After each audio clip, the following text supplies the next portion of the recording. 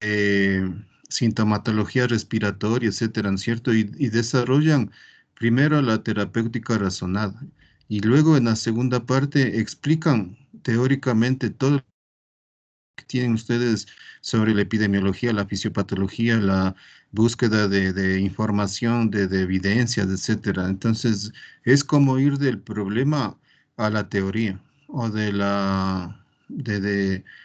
es una perspectiva más de aprendizaje basada en problemas, se llama. Sí, que cambiaríamos ese orden, digamos así. Les pongo a consideración de ustedes. Si ustedes se sienten bien, si ustedes se sienten mejor presentando como se ha venido planteando desde el inicio, pues no hay problema. Pero quisiera yo saber si ustedes estarían cómodos presentando primero el problema de una persona que queja de sintomatología respiratoria, antecedentes, etcétera, y desarrollan esa parte y luego la teoría, o sea, luego la explicación del fenómeno de la neumonía adquirida en la comunidad. No sé si, ¿qué les parece? Sí, Doc, claro, o sea, primero sería presentar el caso y, o sea, en este caso sí ya nos centraríamos más en un paciente para tratarle, no en el hospital como tenemos en este caso, sino que cambiaríamos, Doc, como usted dice, No, yo, para ver o sea, yo estaría bien pero analizando, como les digo, o sea, cuándo el primer manejo. remitir, o sea, cuándo, en qué o sea, cuáles son los criterios para yo remitir a un paciente a un hospital, o sea, para manejo intrahospitalario de su neumonía adquirida en la comunidad. Sin embargo, lo que ustedes acaban de presentar, la decisión terapéutica, por ejemplo, en antibióticos, es la misma en paciente ambulatorio, les cuento. O sea, se prefiere primero estas beta-lactámicos y luego ir graduando, o sea, de ir viendo la mejoría o no del paciente en la comunidad.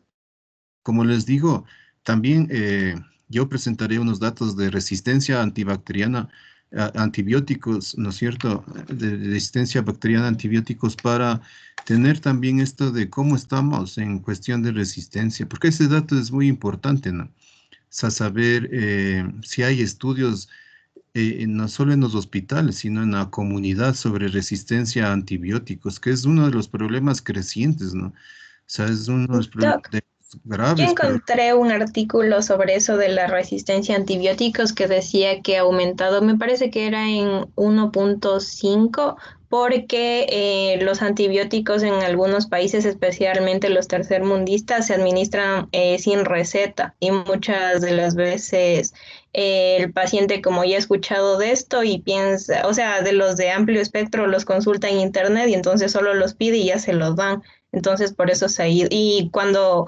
ya están bien, no terminan el tratamiento farmacológico y esa es otra causa de la resistencia que se crea a estos antibióticos, Doc.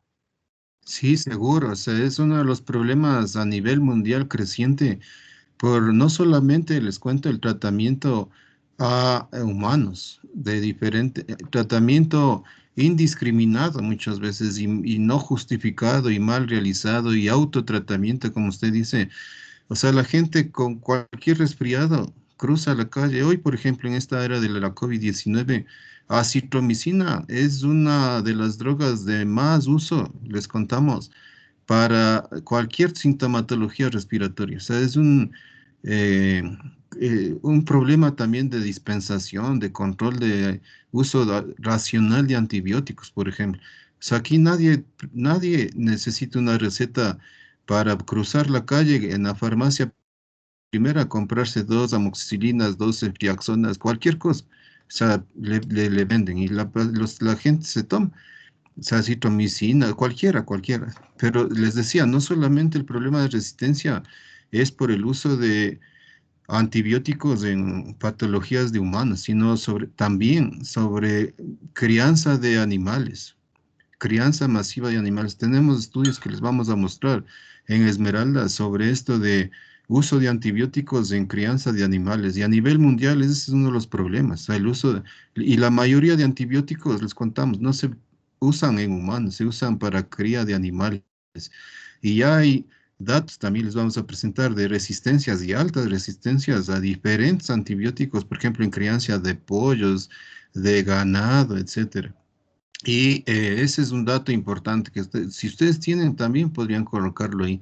Entonces ese punto, ¿no es cierto? También es muy importante tomar en cuenta y saber por ejemplo, qué dice en la guía del Ministerio de Salud Pública. Me parece que es la misma que utilizan que la que ustedes mostraron esos grupos farmacológicos para tomar decisiones de instaurar tratamiento antibiótico, ¿no es cierto? Y que debe ser adecuado por el tiempo, por la dosis, etcétera, bien prescrito, ¿no es cierto? Porque si a uno se toma antibiótico, lo que hay que decirle a la gente es que se tome, pero se tome bien, o sea, se tome en la dosis adecuada y por el tiempo estipulado, ¿no es cierto? 7 días, 10 días, qué sé yo, dependiendo de los pacientes.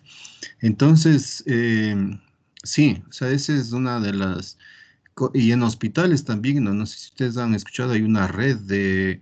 eh, eh, RAB-RED se llama, de resistencia a antibióticos.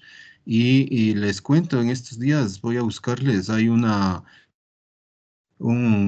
webinar sobre resistencia a antibióticos para uso veterinario.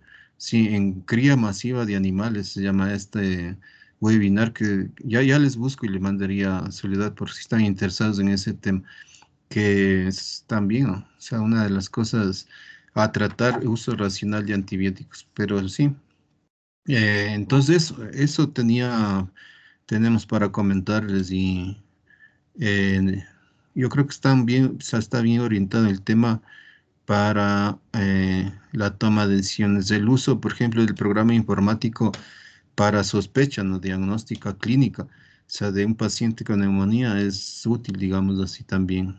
Ya.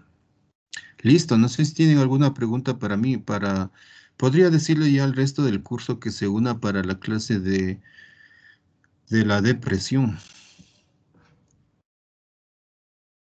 No sé si tienen Listo. preguntas ustedes sobre el tema de Sí, neumonía en la comunidad. ah, era una cosita del COVID. Ese le pongo en diagnóstico diferencial, pero hablaríamos de...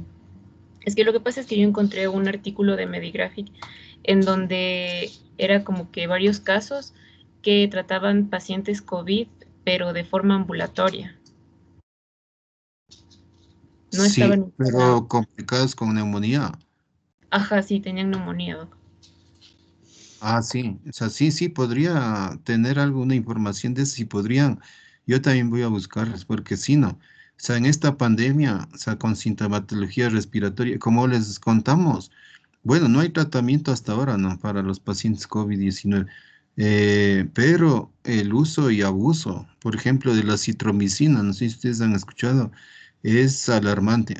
No solo la citromicina, también, por ejemplo, este antiparasitario antihelmíntico, la ivermectina, por ejemplo, en regiones de la costa, sabemos, es alarmante. O sea, la gente se llegó a enterar, llegaron a promocionar y la citromicina, la ivermectina, etcétera.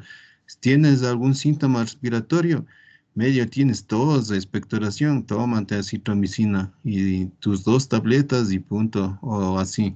Y hasta prescrito mal por profesionales de salud médicos. O sea, yo he tenido recetas de acitromicina, 2 tabletas cada día por 3 días, por 4 días, así es terrible, o sea, es terrible.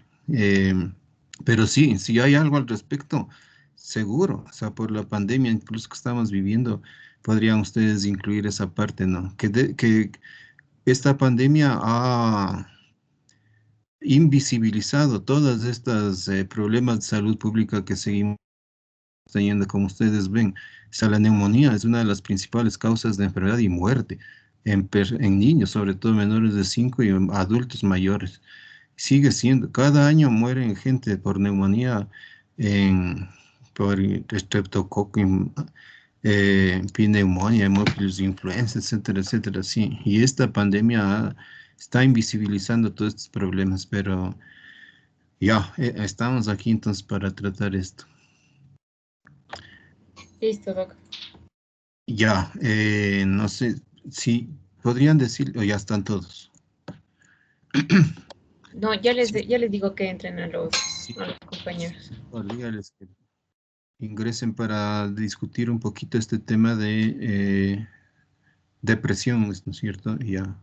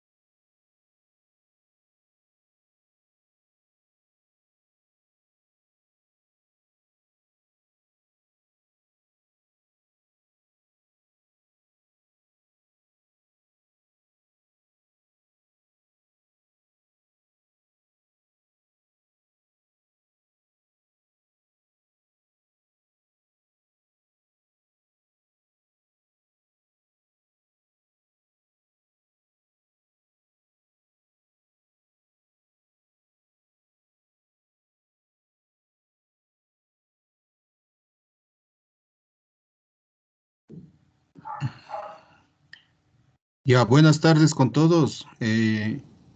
Sí estamos ya conectados.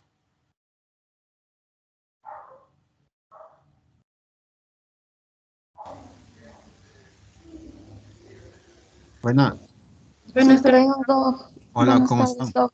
Ya, están mirando entonces hay una presentación de depresión. Sí, sí, Depresión, sí se mira. Sí, sí, Doc, Doc, todavía. ya. Ya estamos todos. Ya estamos todos. Buenas tardes, gracias. Me avisan, por favor, si hay algún problema de comunicación, si no se escucha o se escucha entrecostado, para parar ahí y regresar al tema. Entonces, sí, este es el segundo tema, entonces, que habíamos propuesto en la cátedra de farmacología para abordar dos temas simplemente de salud mental, ¿no es cierto?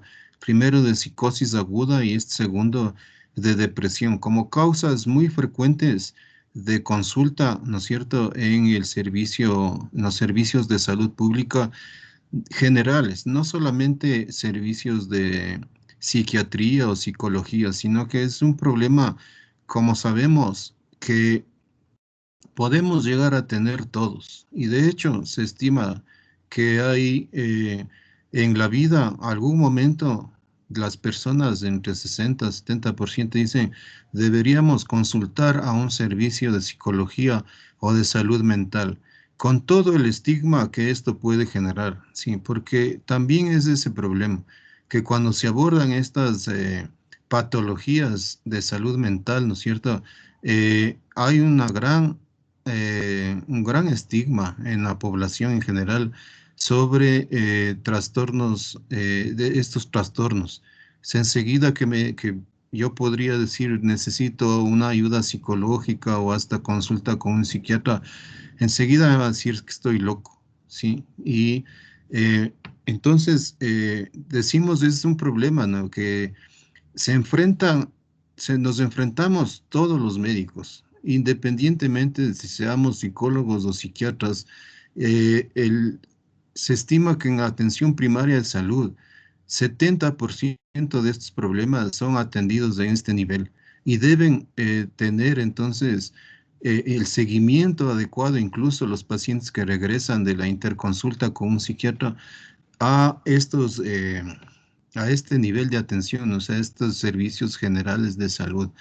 Y es un problema cada vez creciente, ¿no es cierto? Sobre todo en medio de esta pandemia, sí, que ha llevado a millones de personas, nos ha puesto a la sociedad en su conjunto contra las cuerdas, no solamente en el ámbito de salud, ¿no es cierto?, de la COVID-19, sino en el ámbito económico, en el ámbito social, el aislamiento que estamos sufriendo algunas personas, ¿no es cierto?, hace que este problema no de depresión, sino en general de la salud mental, vaya en aumento. La Organización Mundial de la Salud estima que una de las secuelas de esta pandemia de la COVID-19 son los problemas de salud mental.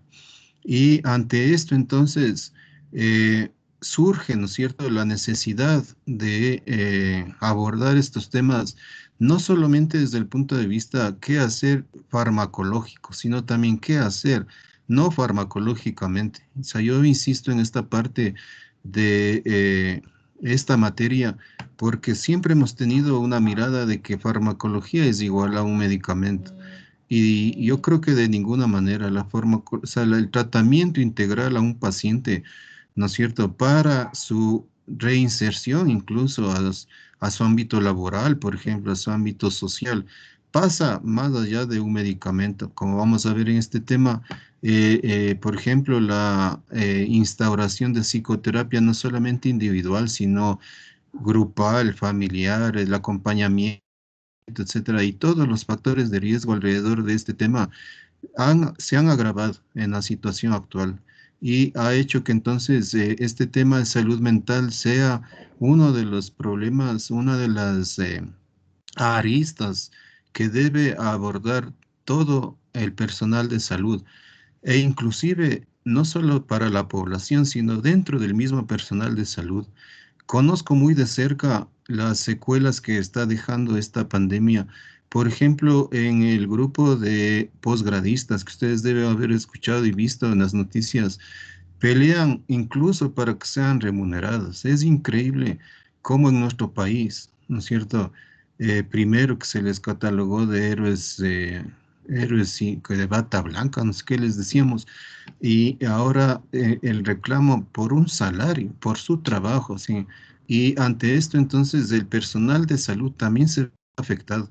Sí, horas intensas, el estrés crónico, el estrés mental que produce, ¿no es cierto?, nuestra formación incluso, y en medio de esta pandemia, y en medio de la tensión de 30 horas, 36 horas de turnos seguidos frente a pacientes críticos incluso, ¿no es cierto? O simplemente tener en los servicios de salud, ¿no es cierto? Estas guardias, atenciones prolongadas, el estrés crónico, etcétera, ha hecho que en el personal de salud también se vea afectado, no solamente en la población, y no solo el personal de salud que está ya ejerciendo. Yo creo que también, por ejemplo, nosotros, ustedes y yo, o sea, los profesores y el sistema educativo, hay también un nivel de estrés grande. Tengo chats de compañeros profesores, por ejemplo, en la universidad en general, que manifiestan, sí, jornadas de trabajo prolongadas, sumado a eso, y no solamente, ¿no es cierto?, los que no tienen empleo, sino los que tenemos empleo y no estamos siendo remunerados. Y peor, poniéndose en los pies de de las personas que han perdido sus empleos. O sea, las pérdidas, ¿no es cierto?, implican un estado de ánimo, ¿no es cierto?, que se ve afectado, definitivamente. En nuestro país, cerca de ya, se estima, según las cifras oficiales, incluso 70%, 7 de cada 10 personas no tienen un empleo fijo. Sí, vemos a diario población en las calles haciendo cualquier tipo de actividad económica, ¿no es cierto?, de sobrevivencia y todos los factores entonces sociales, económicos, familiares que tenemos a nuestro alrededor son predisponentes para antes de los estados de depresión, ansiedad, etcétera, tener también estos otros problemas añadidos a esto, por ejemplo, uso de alcohol, drogas, etcétera. Entonces es un problema muy, muy creciente y que no vamos a solucionarlo en un tiempo corto.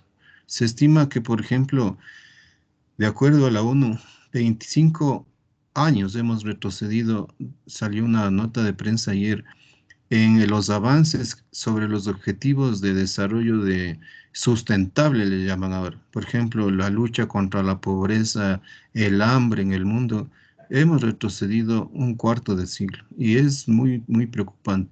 No nos recuperamos en la economía.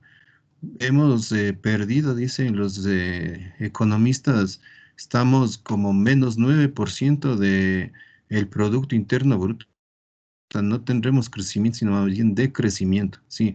Y ante esta mirada, entonces, que quiero colocar aquí este contexto, este problema es muy frecuente, insistimos, y yo he traído y les quiero compartir que incluso la autoevaluación es necesaria ahora, sí, el buscar ayuda, el saber que en algún momento yo voy a pasar por un periodo de estos de depresión, de ansiedad, de estrés, ¿no es cierto?, crónico, que me va a generar estos problemas. Nuestros familiares, nuestros amigos, seguro van a necesitar al menos estas voces de aliento o estas incluso...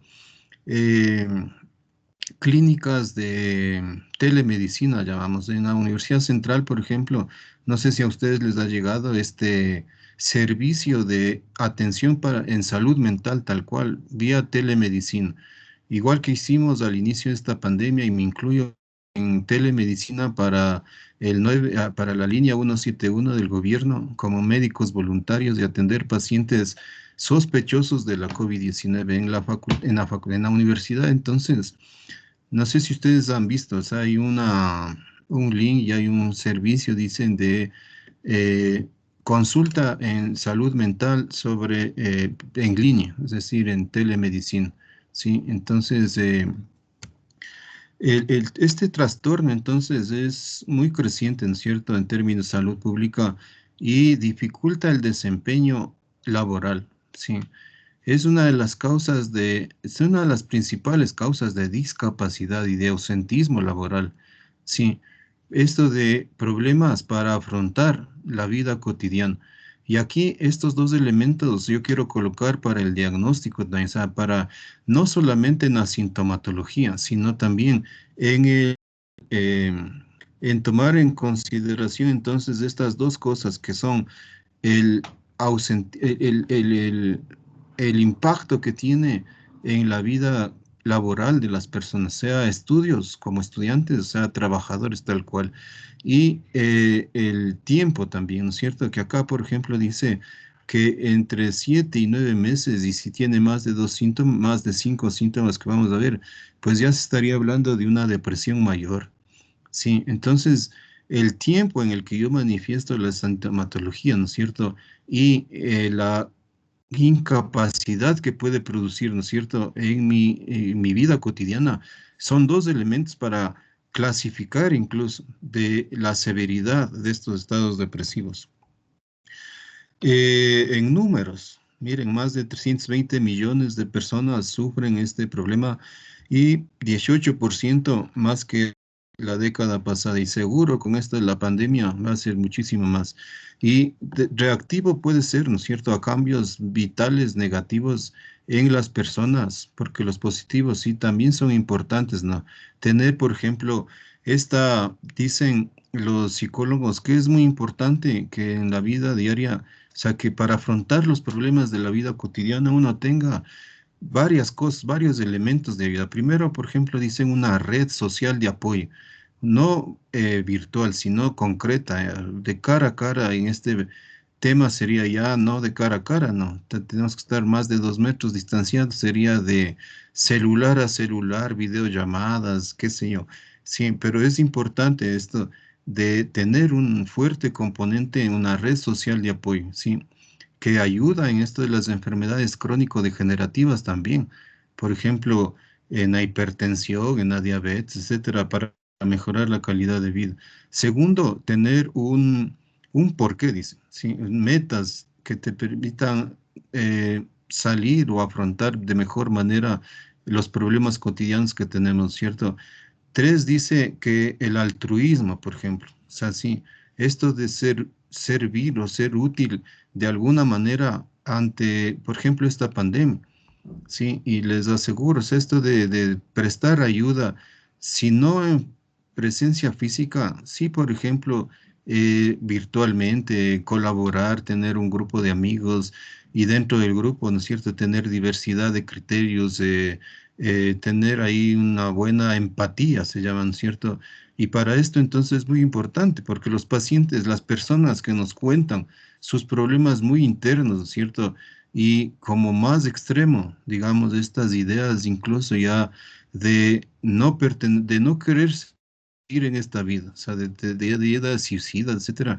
Hace que el personal de salud, nosotros deberemos tener una buena empatía con la persona que nos comenta, que nos confiesa su estado de ánimo, etcétera, para que nos cuente realmente todo lo que está pensando, sintiendo, viviendo, etcétera.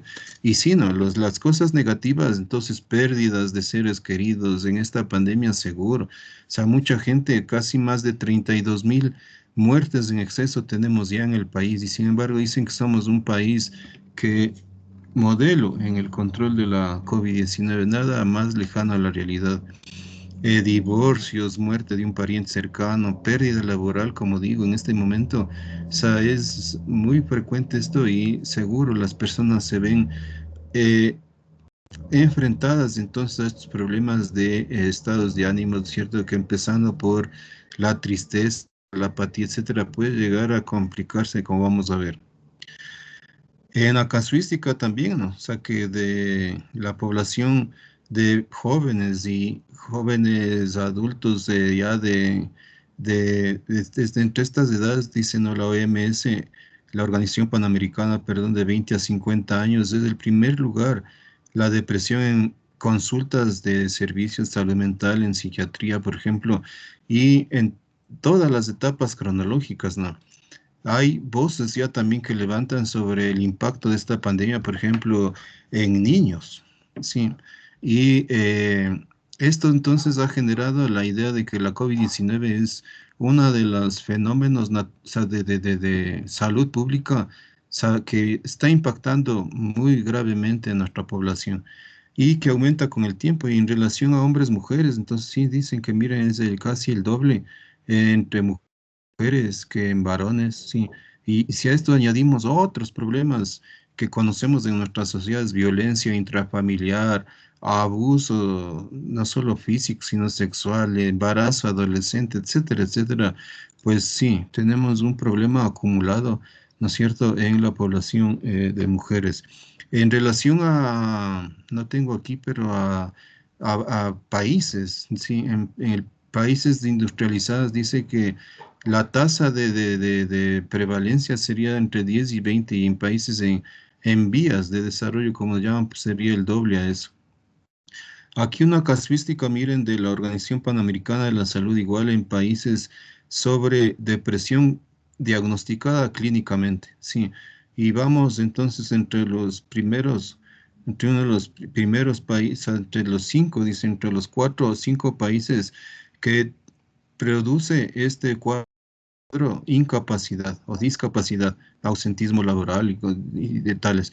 Y aquí entonces tienen, miren, en Sudamérica, o sea, ¿quiénes serían los más afectados? Y este dato es alarmante, ¿no? Que cada 40 segundos una persona se suicida, sí. O sea, en esta hora que estamos, más de, ¿qué será? 70 personas han decidido suicidarse. Entre la sintomatología, entonces, como todos hemos, de alguna manera, reactivos ante problemas que tenemos, sentido estos estados de tristeza, ¿no es cierto? Pérdida de interés en las actividades cotidianas, hasta sentimientos de minusvalía, dicen, ¿no es cierto?, de no ser útil a mi entorno, anorexia o hiperfagia, porque aquí hay dos fenómenos, ¿cierto? Puede ser una persona que decida no comer o lo contrario, ¿sí? Comer desaforadamente. Tengo un caso de una paciente que decidió por lo segundo, ¿sí? Y ahora tiene un problema muy grave de obesidad tipo 3 o mórbida que se llama, o a trastorno del sueño, ¿no? Sí, con trastornos con presencia, por ejemplo, de somnolencia o insomnio o hipersomnia, ¿sí?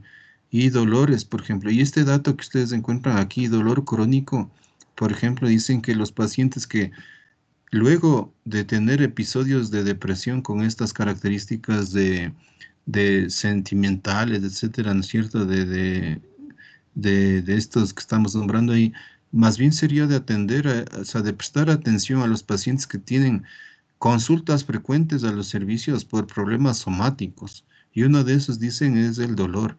O sea, pacientes que o estos pacientes que quejan de problemas, ¿cierto? De dolor de pecho, de que falta de aire, etcétera, que es, por ahí sería de indagar también si no tiene ya cuadros de depresión.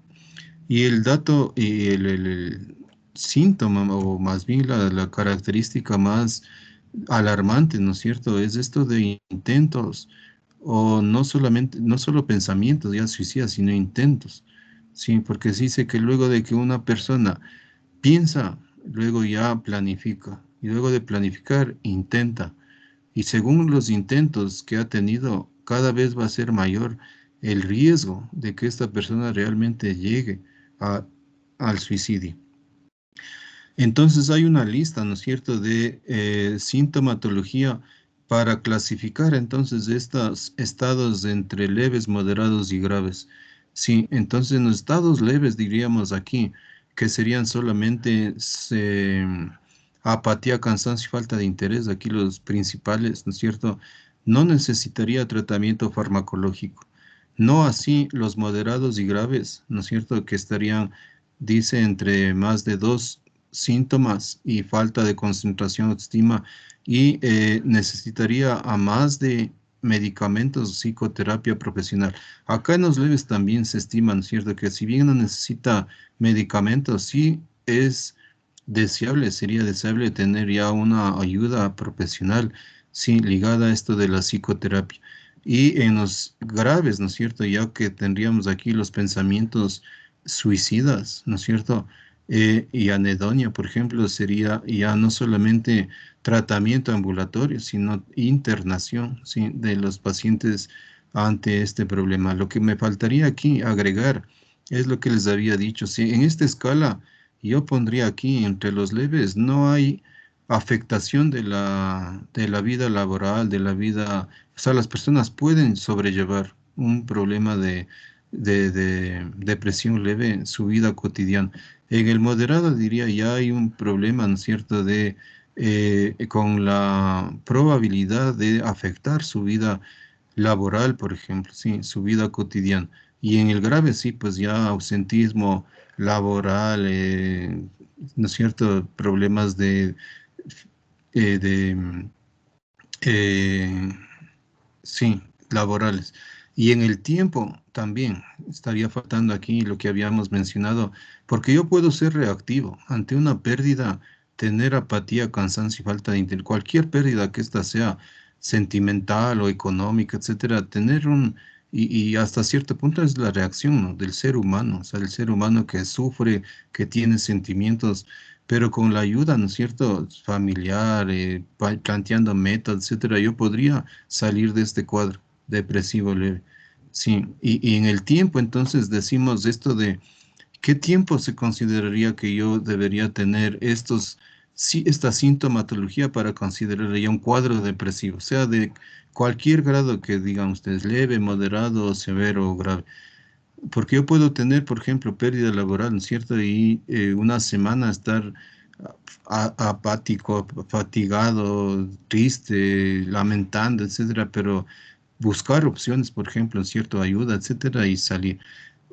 Hay un tiempo estimado para decir más de tal tiempo, yo ya debería considerar a este paciente dentro de un cuadro depresivo. Pregunta. Sí, doc. Sí, sí estoy. Es también para saber si estoy conectado. ¿Qué tiempo dice la guía del Ministerio de Salud Pública? ¿Cuántos días? Más de 2 semanas. Sí, sí, no. O sea, más de 2 semanas. Y esto del tiempo, también, uno, síntomas. Dos, es relación con la vida cotidiana de la persona laboral, porque tres, el tiempo. O sea, ¿qué tiempo permanece así? Y en el tiempo, ¿no es cierto? También importante, como se va a ver sobre ¿Qué tiempo debería esperar que, por ejemplo, los antidepresivos cumplan su cometido? Sí, porque no es que yo le doy a un paciente la sertralina y le digo, ¿sabe qué? Ya la próxima semana usted ya va a estar tranquilo, ya va a mejorar, va a superar. Hay un tiempo, ¿no es cierto? Entonces eso es muy importante.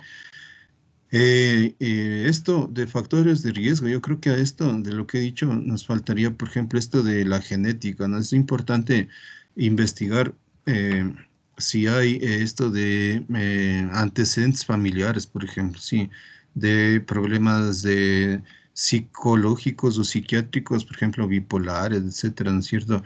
Y aquí miren, este también, ¿no? O sea, como yo había indicado, el estrés crónico y trastornos orgánicos también, ¿no? Porque si yo tengo problemas de enfermedad crónico-degenerativa, también puedo, y humanamente es comprensible, ¿no? Que una persona que tiene un problema de cáncer, por ejemplo, sí, y ahí los cuidados paliativos es muy importante, sienta estos cuadros de depresión, si tenga un cuadro de depresión ante una enfermedad orgánica crónica, por ejemplo, o abuso de sustancias, ¿no es cierto? Ilícitas, ¿no es cierto? Como aquí nombramos, o lícitas también, miren, hay una serie de, incluidos los antibióticos, sí, los anticonceptivos orales, sí, que pueden llevar a cuadros de depresión, ¿no? O esto de, no sé si tengo aquí, dije, es la depresión postparto, ¿no? Que también sería de tomar en cuenta eventos de eh, que tienen que, son naturales, pero que en ciertas personas, ¿no es cierto?, generan, y peor si son, por ejemplo, que si yo, embarazos no deseados, sí.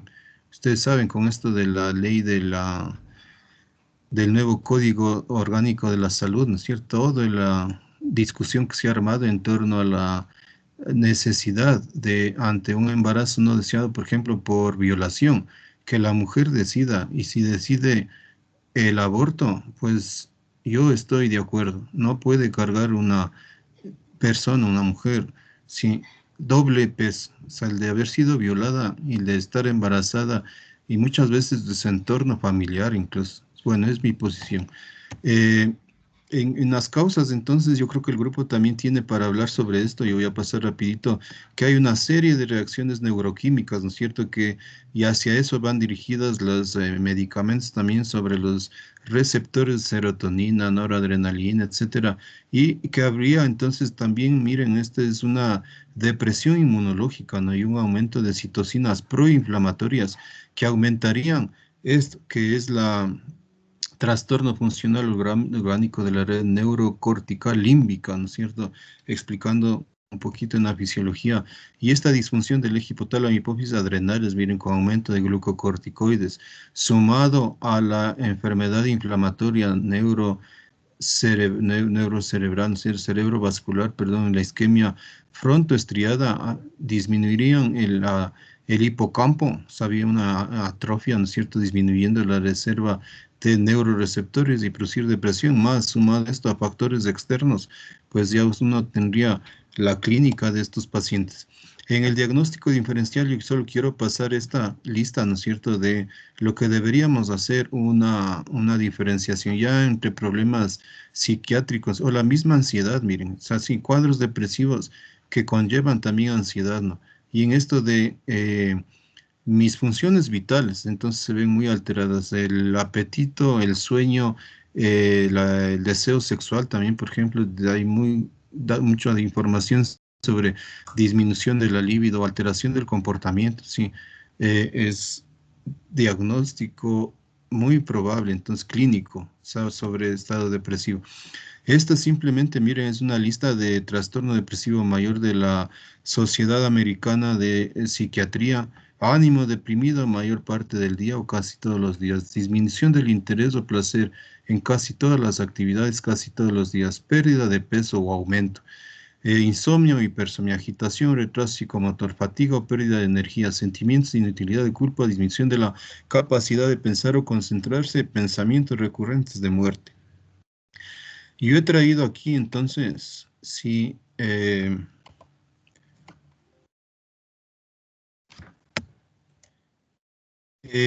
no sé si ustedes han escuchado del test diagnóstico, ¿así se ve? No se ve. Sí, sí, bebé. Sí se Sí veía. se veía. Ya, sí se Sí veía. observaba. Se veía. Ya, aquí está, aquí está. Bueno, les cuento un poquito esto, porque como les dije, entre el personal de salud, sí, o los que formamos recursos en salud y ustedes igual como futuros médicos, deberíamos, si bien este test, por ejemplo, la historia de este test es de los 60, del Hamilton, sí, que primero empezó con una 23 ítems, luego una revisión sistemática y una guía de la Sociedad Americana de Psiquiatría le bajaron a 17 y es para, dicen, evaluar, ¿no es cierto? No solamente en pacientes que ya son diagnosticados con depresión, diferentes, ¿no es cierto?, esferas de la afectividad, sino también para mirar la clasificación, sí, de esto de depresión, pero también evaluar el tratamiento, sí, si está dando o no cierto el tratamiento que estoy aplicando.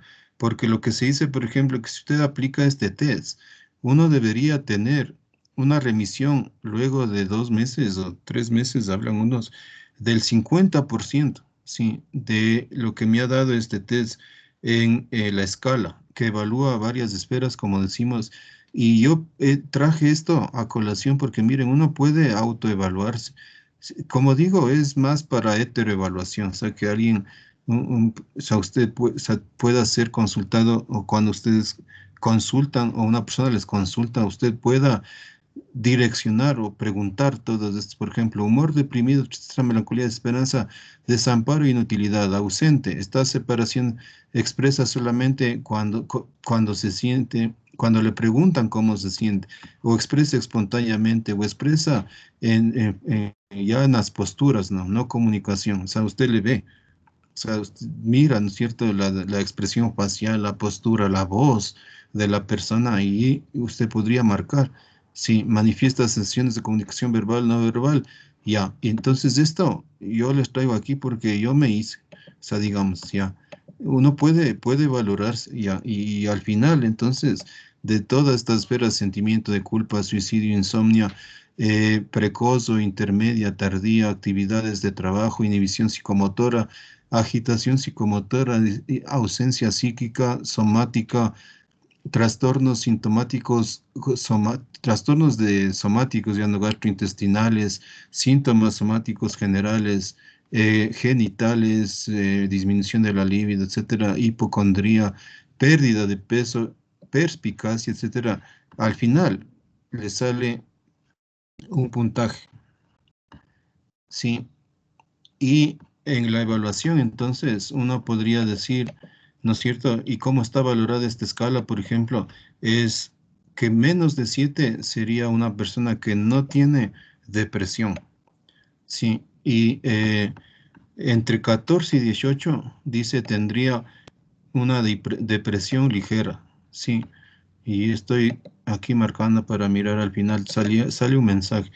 Entre 19 y 22 hay una depresión severa, sí, y más de 23, muy severa, sí. Y aquí le dice que uno debería tener ya un cuidado o una referencia hacia buscar ayuda, sí, o si no, remitirlo. Entonces, esta escala es para evaluar, es calcular el puntaje.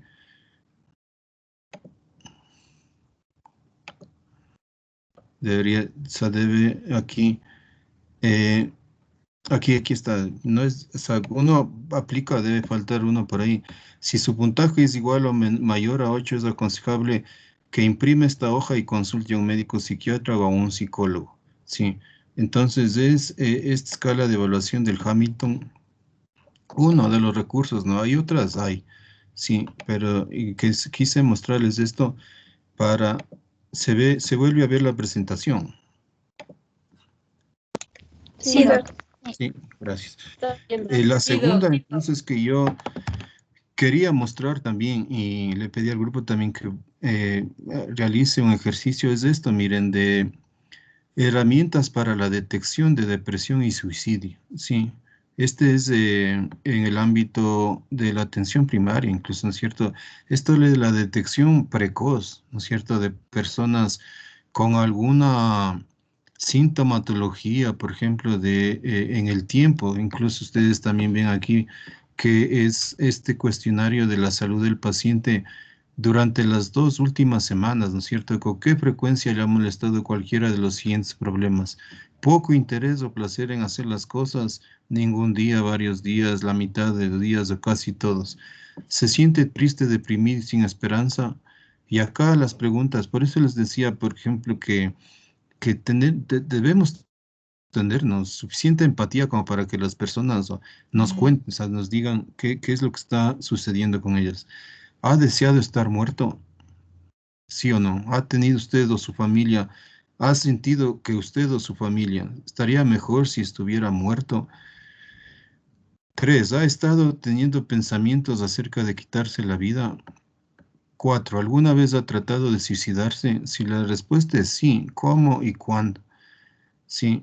Si estas 4 preguntas dicen es respondidas no, no es necesario la quinta. Si una de ellas es sí, ha tenido pensamientos de quitarse la vida en este momento, describa.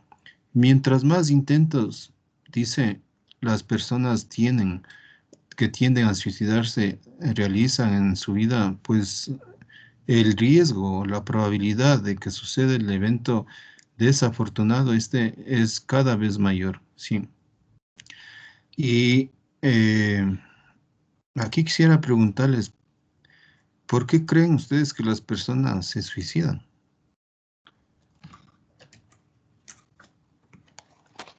Porque dicen que hay 4 en general justificativos, digamos, de por qué las personas se suicidan. Unas 2 ideas. Tal vez, Doc, piensan que como que no son necesarios o que la gente a su alrededor estaría mejor sin ellos, porque ellos como que son una carga o generan conflictos y cosas así. Exacto.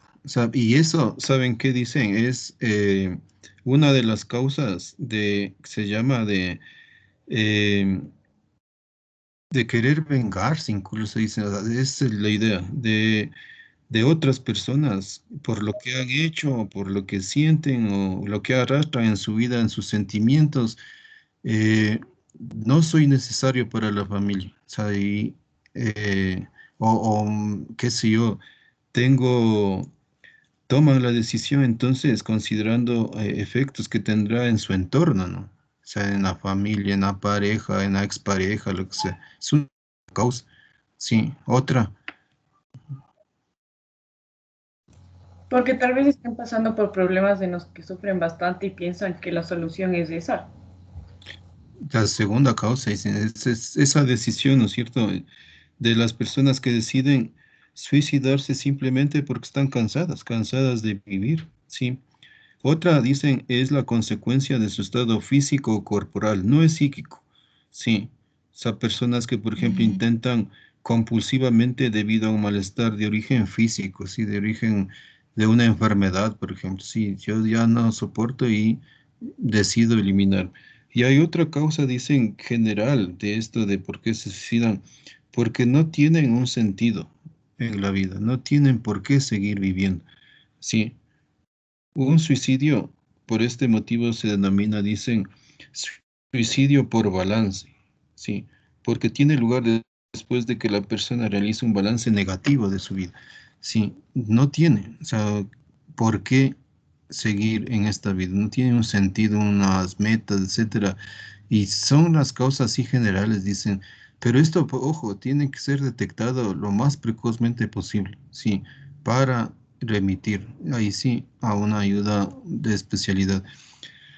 En el objetivo terapéutico, entonces, es sobre todo este que yo he colocado aquí, prevenir, ¿no es cierto?, estas ideas o estos, ya no solo ideas, sino intentos suicidas, sí. El suicidio es una de las causas principales de muerte ahora en nuestro país, sobre todo en población joven. Cada día vemos, ¿no es cierto? O sea, escuchamos de los que se reportan, sí, gente que decide suicidarse, pero también es de mejorar su estado de vida en general, sí, y prevenir el ingreso hospitalario, reducir lógicamente la tasa de mortalidad. Entonces, para esto, sí, dentro de los grupos farmacológicos yo he colocado aquí, entonces, que entre los prioritarios, y yo he puesto aquí en rojito, los que sería de mucha utilidad que un médico general tenga un buen manejo de estos, por ejemplo, inhibidores selectivos de la recaptación de serotonina. Hay varios, pero la sertralina, dicen, ¿cierto? En revisiones sistemáticas, igual que es muy bien, muy eficaz, ¿no es cierto?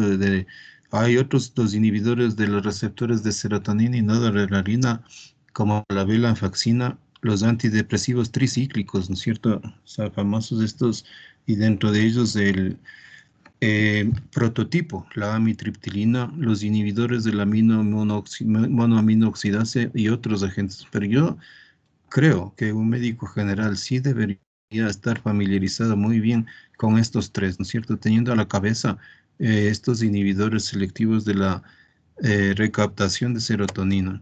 Y aquí, este de la guía de práctica clínica del ministerio, ¿no es cierto? Solamente para indicar que, miren, no se observa el nivel de evidencia, ¿no es cierto?, que es muy alto. No se ha observado diferencias significativas en la eficacia de los inhibidores selectivos de la recaptación frente a otros antidepresivos. Comparando antidepresivos de segunda generación, no mostró diferencias significativas en la tasa de respuesta, sí, en la prevención de recaídas y recurrencias. Comparando diferentes inhibidores selectivos de la recaptación y venlafaxina, por ejemplo, dice, no mostró diferencias en las tasas de remisión. Entonces, sí, como que los inhibidores selectivos de la serotonina, ¿no es cierto?, son de primera línea, aunque algunos estudios han señalado que mirtazapina podría presentar mayor rapidez de acción que otros inhibidores selectivos de la recaptación. Su eficacia antidepresiva no es mayor. Sí, y así no se encontraron diferencias de eficacia de los inhibidores selectivos de la recaptación y duloxetina. En conclusión, de primera línea, los inhibidores selectivos, entonces, pues, uno puede, de hecho, ustedes tienen la guía, la información está ahí disponible.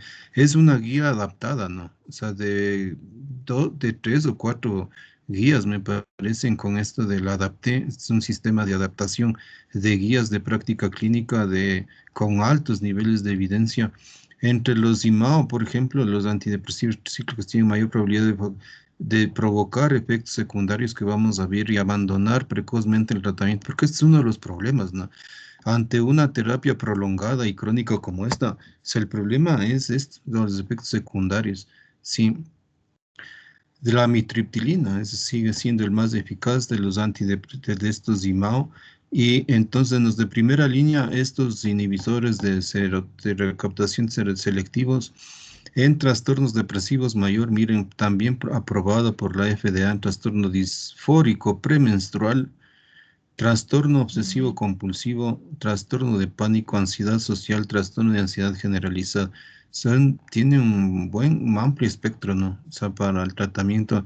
Los efectos secundarios, entonces sí, ligado a los efectos anticolinérgicos, gastrointestinales, actividad sexual y agitación, diarrea, por ejemplo, taquicardia, sequedad de boca, sequedad ocular, visión borrosa, anticolinérgicos, ¿no?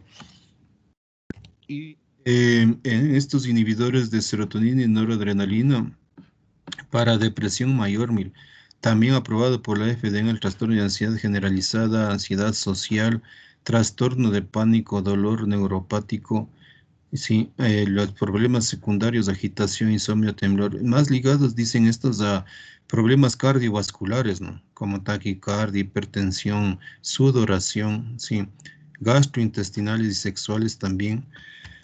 Otros efectos entonces de estos efectivos en pacientes con disfunción cognitiva de trastorno depresivo mayor deben ser considerados en combinación con los inhibidores selectivos de la recaptación de serotonina.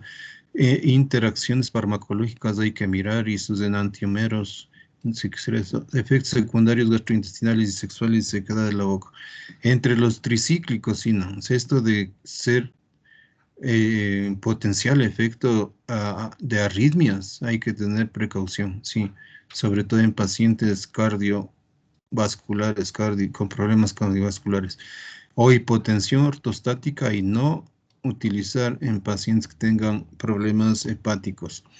En los inhibidores de la monoamino oxidasa, insomnio, nerviosismo y crisis hipertensivas, ¿no es cierto? Trastornos del sueño, agitación y confusión son los más temidos aquí. Y esto entonces, a más de utilizar estos antidepresivos, es necesario, ¿no es cierto? Como habíamos dicho, cumplir con esta función de la psicoterapia.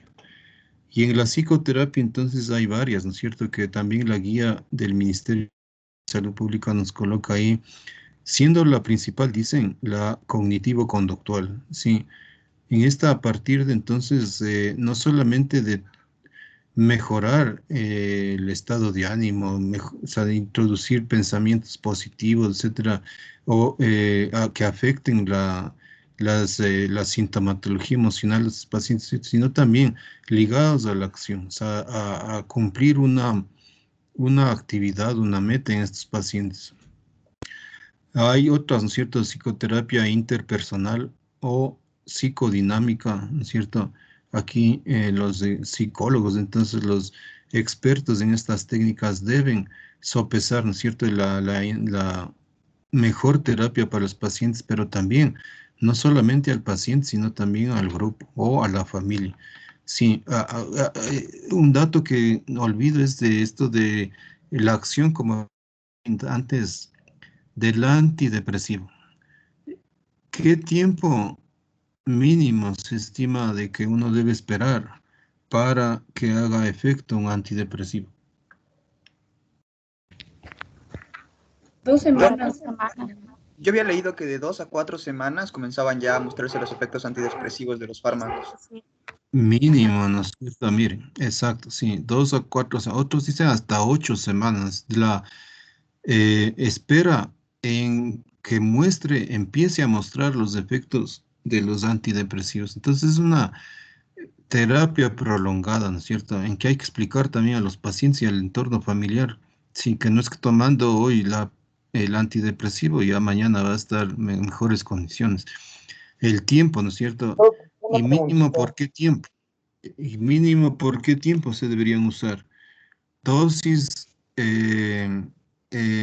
bajas primero, luego ir escalonando y en el retiro igual.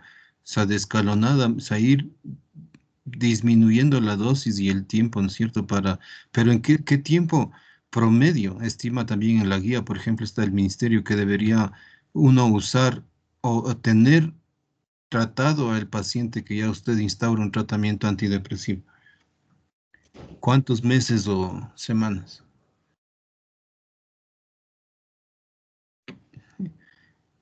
El tiempo estimado del tratamiento de los antidepresivos. Yo sabía que 20 era semanas. un año después, hasta un año después de que los síntomas hayan desaparecido. Sí, y revisé 6 meses mínimo y luego disminuir gradualmente. Pero imagínense, es un tiempo prolongado, ¿no? Sí, y que debe ser concomitante entonces con esto del abordar integralmente el problema. Sí, o sea, el antidepresivo hace su función, pero si mi entorno laboral, familiar, etcétera, es el mismo, no hay cambios sustanciales, ¿no es cierto?, en mi entorno, pues el problema va a persistir. Y sobre todo esto dice, ¿no es cierto?, de tener una captación, un diagnóstico precoz, ¿no es cierto?, de lo más temido que es en este tema, ideas suicidas, ¿sí? O intenciones y necesidad entonces no solamente del tratamiento, o sea, interconsulta ambulatorio, sino también ya internación, ¿sí? Entonces, en esto de la terapia, de la psicoterapia, sí, también la guía tiene ahí varias noticias de la evidencia, ¿no? O sea, ustedes leen esta información clara y dice que incluso la psicoterapia puede disminuir, o sea, el tiempo de tratamiento farmacológico, por ejemplo, sin mejorar las condiciones en realidad del paciente. Finalmente, entonces, ante este tema grave y frecuente de salud pública, o sea, no deberíamos olvidar, ¿no es cierto?, algo que O sea, tienen estos pacientes entonces en su vida diaria que es su entorno, ¿sí? Y como les comenté alguna vez o al grupo de tutoría, hay un psicoterapeuta, perdón, Víctor Franklin de la escuela vienesa, es europea, sobre psicoterapia y él tiene varias obras y la escuela de él dice es la logoterapia y no solamente en Europa, sino ya en Norteamérica, etcétera. Y es esto de plantearse un sentido, ¿sí? O sea, es una meta, ¿no es cierto? ¿Por qué vivir? Y entre sus obras, entre sus libros, él trae una frase del Friedrich Nietzsche que dice, quien tiene un porqué en la vida puede soportar casi cualquier cómo. No sé si les comenté, el autor de Víctor Franklin, psiquiatra y neurólogo, que vivió en los campos de concentración nazi 3 años, sí, y sometido a toda la barbarie que eso significó para la humanidad, 6 millones de judíos muertos, logra sobrevivir, pierde a toda su familia, etcétera, y él cuenta que si es difícil mantenerse en condiciones extremas, sí, por ejemplo, en el caso en campos de concentración nazi, y sobrevivir a eso y ver toda, ¿no es cierto?, la catástrofe que significó, eh, dice que luego el problema puede ser mayor. Sí, desde yo estar aislado, por ejemplo, la reinserción puede ser más difícil, sí. Y él cuenta en su obra, por ejemplo, la clásica que es se llama El hombre, ¿cómo es? De El hombre en busca de sentido. Es una de las obras de él. Dice, pobre de aquel que luego de salir del campo de concentración no encontraba a su familiar, a su esposa, a su novia, a sus seres queridos al regreso. Sí. Y dice, enfrentarse luego a su nueva realidad se requiere también una adaptación sumamente grande, ¿no es cierto? Y de seguir manteniendo esto que él llama un sentido, o sea, tener un sentido, un porqué, ¿sí? Y teniendo un porqué, puede, dice, según también el filósofo Nietzsche, eh, uno puede soportar cualquier si uno puede soportar cualquier pandemia, sí, de encierro prolongado, de familiares, amigos, seres queridos que han perdido la vida y tener, ¿no es cierto?, afianzado eso de un porqué, sí, para luego continuar ya no, en este caso en la pandemia he colocado aquí, esa la reinserción, sí, o sea, el miedo que esto produce, el aislamiento, etcétera, genera también estos periodos de depresión, de problemas de salud mental. Bueno, esto es lo que tenía para ustedes para esta hora. Y el día de mañana, pues, presentamos el problema del grupo.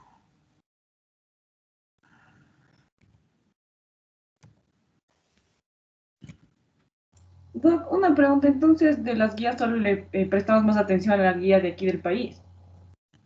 Perdón. De los documentos de la cátedra le prestamos más atención al documento del Ministerio de Salud. Sí, es que es una guía adaptada, como les cuento, de varias y tiene niveles de evidencia muy, muy buenos.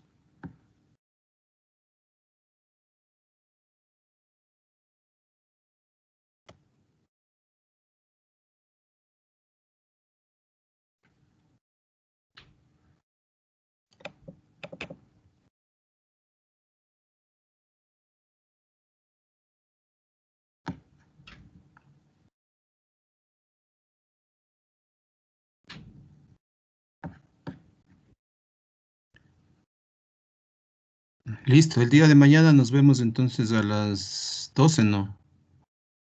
A las 2, Doc. Sí. Gracias, que estén bien. Gracias, Doc. Gracias, Doc. Gracias, Doc. Hasta luego. Hasta mañana, que estén bien.